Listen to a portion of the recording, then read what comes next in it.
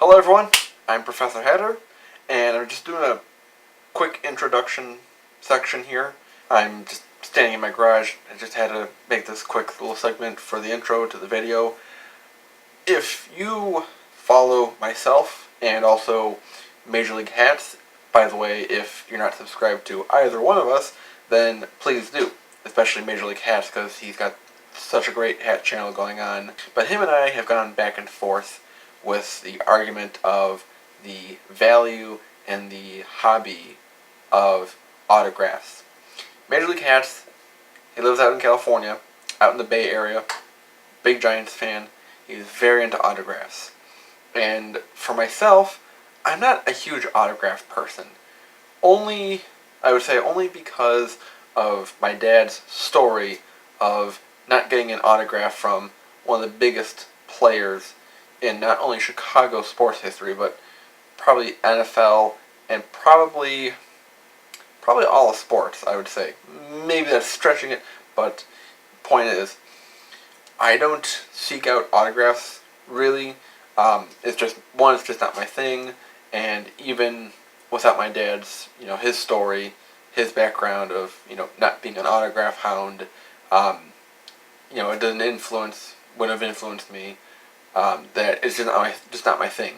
But with his story, it's more given me a way to look upon, celebrities, athletes, and when I see them, by the off chance, I interact with them instead of just asking for an autograph. For myself, I think highly of politicians. I know that sounds weird, but for myself, I would meet politicians and even ones that I don't agree with. Even the ones in our district, they're not of my party, but whenever I see them, it's like, oh, it's Mark Walker, it's Ann Gillespie, that's so cool. And, I just want to, shake their hand and say hi, thank them for what they do. And that's been, from my dad's story, just appreciate the people for who they are and what they do, and, just interact with them. A signature can, be something great, but from this story, you'll really actually hear how much a conversation can go farther than an autograph. Again, not saying that, autographs, as I've said before, in a immature manner during a fit of rage for myself when I had called out and said autographs are for kids. Not the case as much in a more level mind. It's just that, autographs aren't for everyone, and this video will show the other side of the autograph, debate or, between Major League Hats and myself. So this video is mainly for Major League Hats. I'm wearing the Bears hat for a reason, and I hope you like the story that my dad has. He's a great storyteller. I get it from him, and it's been kind of a trait passed down from Nejdl to Nejdl, and I'm the next storyteller, so hopefully I'll have a great story like my dad did, and share it some other time. Alright, I'm just going to get off camera here. I'm done talking, and I want you to sit back, relax, get a nice drink out going, because it's going to be a good story, and enjoy story time with Papa Nejdl. Thanks, everyone. Are you gonna edit and Yeah. what's the Adam Goldberg? What we're gonna Post. Oh yeah. We'll edit this and post. Yep. So I've never been a autograph hound. Know a lot of people who did seek out, and that's fine. I've heard of people chasing celebrities. Can I have your autograph? And like, no, not today. Sorry. Or, yeah, sure. If you got $20. I had an occasion one night. I was about 21, 22 years old. A buddy of mine and myself went to a 24-hour fitness center. It was a Friday night. I think I said that. And we were going to shoot some baskets. We're going to pick up basketball. And there was one court, and a game was going on the half. They said, we'll finish this game and we'll let you guys play in. Okay, so we went to the other half and just started shooting, warming up. And I noticed this gentleman come into the center court, and he was jumping rope. And the rope happened to be about inch and a half diameter, 2-inch diameter, something you'd tie up a very large boat with. The gentleman was short in stature, but very muscular, and I immediately recognized his face, and I said to my buddy Ken, "Hey, Wally's here." And he says, in the middle of a free throw, "Wally who?" And I said, "Walter Payton." And he's like, "What?" And he stopped mid-form, and he took a look, and sure enough, it was Walter Payton. And this is how he worked out. And, he was Mr. Extreme.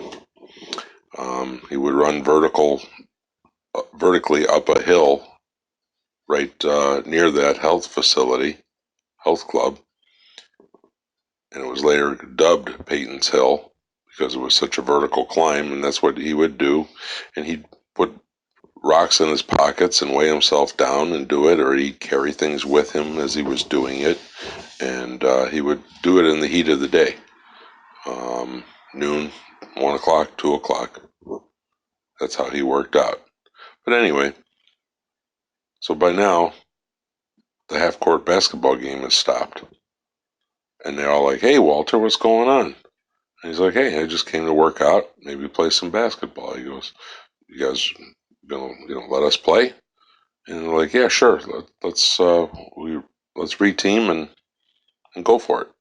So we played half-court basketball to 21 points. At the end of the game, Walter was like, "Oh, thanks, man. That was a lot of fun." And everybody says, "Hey, can we get your autograph?" I said, "Sure. Go find a piece of paper and a pencil and pen or whatever, and I'll sign whatever." So everybody took off, except for myself. And he and I just started shooting hoops, just, throwing it up. And he looked at me and he says, "You don't want an autograph?" And I said, "No, I appreciate it, but thank you, but no." I said, "But if you would allow me to indulge, I'd like to take you on a trip down memory lane."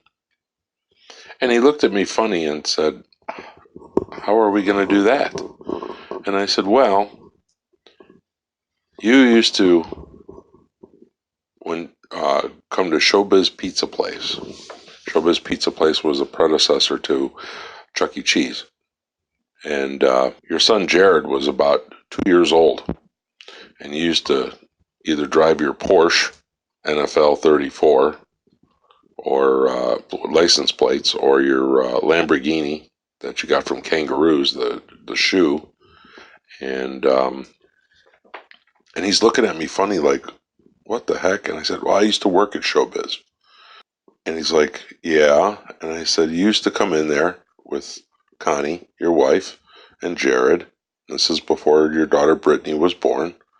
And you get dinner and give them tokens and play games and have an evening. And you'd talk with us, all the workers." And we appreciated that. And his next comment was, "I hated that place. I hated that place with a passion. It was loud, it was noisy, it was just, yeah, it just was not a fun place to be for an adult." And I said, "Well, I got a confession to make that we would give Jared tokens to play the games so that you would stay and talk with us some more." And he's like, "You're the reason. You're the reason why. I never could figure out how that kid could play games for another half an hour and he still always had one in his pocket." I said, "Yeah, that was us. We always pumped the quarters and the tokens in there for him, and you would stay and talk."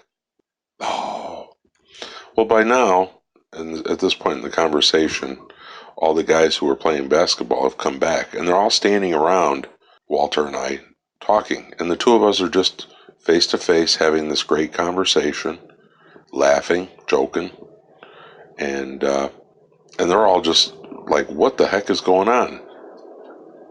How does this guy get, Walter all to himself?" And I said,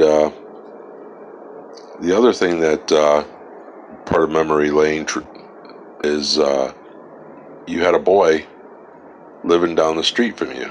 His name was Tommy, and he was on my baseball team that I coached when I was in college.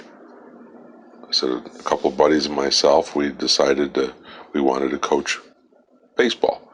So we got ourselves involved with the Arlington Heights Park District and got a team. And Tommy lived down the street from me. We'd take him home after practice or a game, and we'd leave and drive by, and there you were out in the driveway, changing the oil, working on the car, or cutting the lawn or whatever, and we'd wave to you. And, "Hey, how you doing? Hey, what's going on?" I said, "That's all. I don't want an autograph." I said, "This 3-5 minutes of just having a personal conversation with you is worth more to me than any autograph ever will be." I said, "This is a story I will hand down to my children and my grandchildren, and I will never forget this moment." And that's my story.